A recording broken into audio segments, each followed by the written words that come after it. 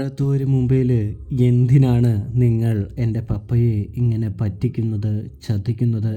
എന്നിട്ട് ഉണ്ടാക്കുന്ന പൈസ മൊത്തം ആരാണ് കൈകാര്യം ചെയ്യുന്നത്?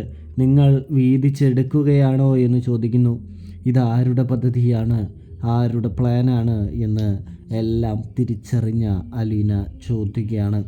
എൻ്റെ പപ്പയുടെ കയ്യിൽ നിന്നും കാശ് വാങ്ങിയിട്ട് പപ്പയുടെ കൂടെ വിശ്വാസം നടിച്ച് കൂടെ നിന്നിട്ട് പപ്പയെ ചതിക്കാനായിട്ട് നിങ്ങൾക്ക് നാണമാകില്ലേ എന്ന് ചോദിക്കുന്നു.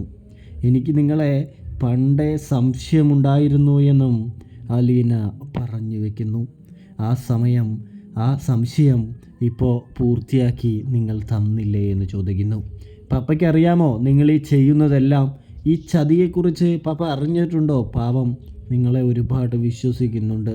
പുള്ളി തകർന്നു പോകുമെന്ന് പറയുന്നത് കാണാൻ സാധിക്കുന്നുണ്ട്.